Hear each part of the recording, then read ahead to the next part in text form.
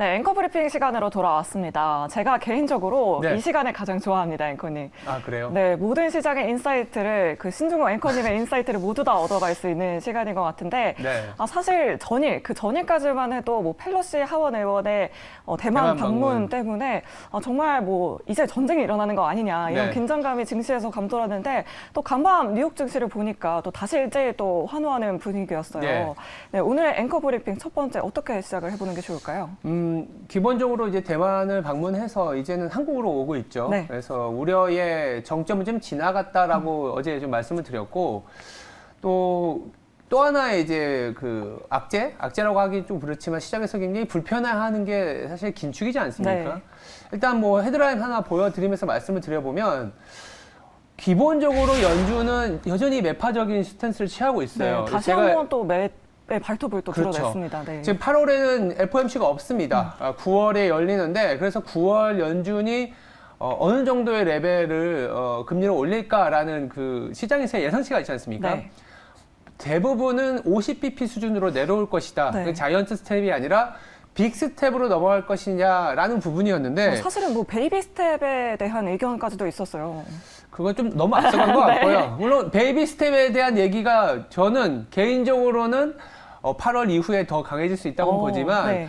어제 같은 경우에는 잘 아시는 것처럼 블러드 총재가 사실 굉장히 매파적이면서도 어떻게 보면 이제 천병 역할을 하는데, 3.7% 연말에 기준금리가 3.7%를 볼 수 있다라는 얘기를 했어요.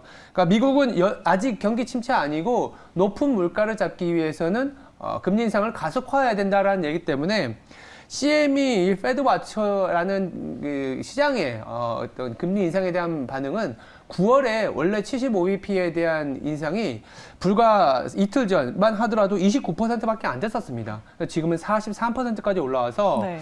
아직은 그래도 50bp 올린다라는 게 컨센서스이긴 하지만 75bp 올릴 수 있다라는 시각도 올라오고 있어요. 그럼 3개월 연속 자이언트 스텝을 하게 되는 건데, 네. 아무래도 다음 주에 있을 소비자 물가지수 발표가 또 중요할 것 같아요. 그쵸. 다음 주 수요일에 CPI 지표가 발표가 되는데 이 부분을 확인하고 연준의 스탠스가 다시 한 번 또 바뀔 수도 있을까요? 그런 것 같아요. 네. 그래서 원래대로라면 이 정도 뉴스게 되면 시장이 급락을 보였어야 되는데 네. 오히려 시장은 나스닥은 2% 이상의 급등을 보였거든요. 그 이유가 뭘까요? 두 번째를 보면서 말씀드릴게요. 자, 시장에서 예상하는 긴축의 레벨은 이미 3.5%까지는 반영을 한 상태예요. 네. 올해 상반기에 벌써 2.5%의 금리를 올렸는데 남아있는 건 많으면 1%, 경우에 따라서는 50bp 정도밖에 안 남아있다. 그래서 그 과정에서 경기의 침체 리스크가 커졌다고 봤는데 생각보다 경기 침체 우려가 나쁘지 않네라고. 그러니까 경기 지표가 나쁘지 않네라는 게 어제 하루에 시장이 재료였다라고 보시면 될 텐데요. 잘 아시는 것처럼 독일의 무역 수지가 예상보다 좋았습니다. 네. 시장은 굉장히 또 우려를 했었잖아요. 그렇죠. 네. 30년 만에 적자가 났느니 이런 얘기들이 있었는데 지표를 보시면 6월 무역 수지가 원래 컨센서스는 4억 유로에 그칠 것이라고 봤는데 오히려 64억 유로다. 그러니까 10배 이상 좋게 나온 겁니다. 미국으로의 수출이 상당한 모멘텀을 줬다. 유로화 약세가 오히려 독일의 수출에 도움이 됐다라고도 볼 수 있는 거고. 환율 상승 효과로 오히려 그렇죠. 호재가 됐다. 그렇죠. 네. 그래서 그렇게 힘들고 고민스럽게 했던 유럽이 조금은 바닥을 지나가는 느낌이 나오는 상황에서 어제 미국에서 굉장히 중요한 지표죠.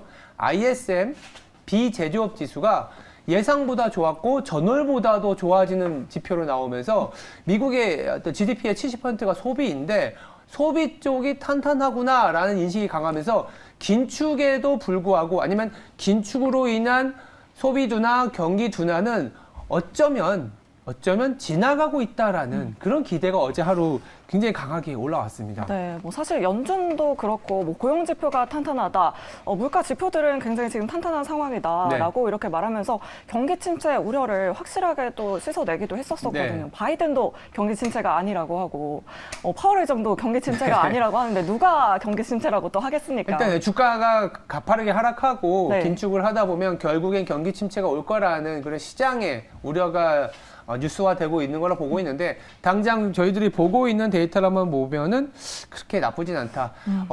그제 나왔었던 대부분의 지표들을 세부 항목을 보시면 ISM 제조업 지수에서도 투입 가격 지수가 떨어졌고 네. 어제 나온 ISM 서비스 즉 비제조업 지수 내에서도 투입 가격이 하락하면서 연준에서 고민하는 물가가 정말 내려올 것인지 지금 당장은 확인이 안 됐으니까 연준의 입에서는 계속 긴축을 할 거야 라는 얘기지만 7월에 지표가 나오는 8월에는 아마 연준 의원들도 조금씩은 변할 수 있다라는 게 어제 하루 시장의 강한 상승이었고요.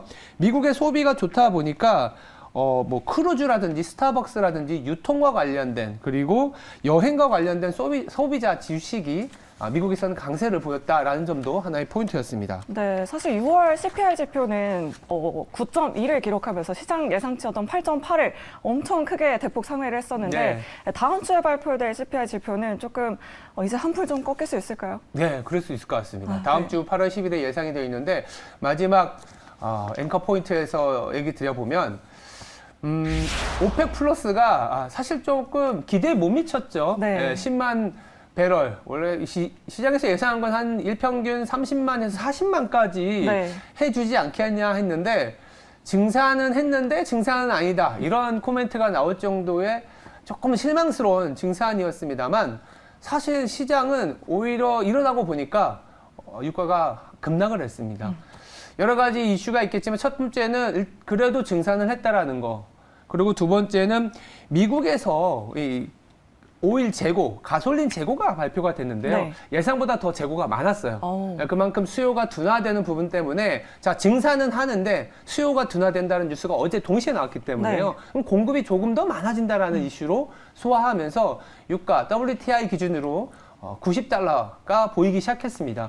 이렇게 보면은 지금 6월에 유가가 고점을 찍고 7월, 8월까지 거의 한 달 반에서 두 달 가까이 내려온 상태라면 다음 주에 발표될 CPI는 분명 지난달에 9.1%에서는 더 내려간 현재 컨센서스는 8.8 경우에 따라서는 8.7도 내려갈 수 있지 않겠냐. 그러다 보니까 이 기대로 어제 미국의 나스닥이 2.5% 강세를 보였다라고 보면 될 것 같아요. 네, 유가 하락세로 인해서 다음 주에 나올 소비자 물가지수 CPI 지표도 조금 하향 안정화되면 너무 좋을 것 같습니다. 네. 자, 이렇게 오늘의 이슈들 이렇게 체크를 해봤고요. 오늘 이 이슈들을 통해서 오늘 국내 시장도 힘차게 준비를 해보도록 하겠습니다. 지금까지 앵커 브리핑이었습니다.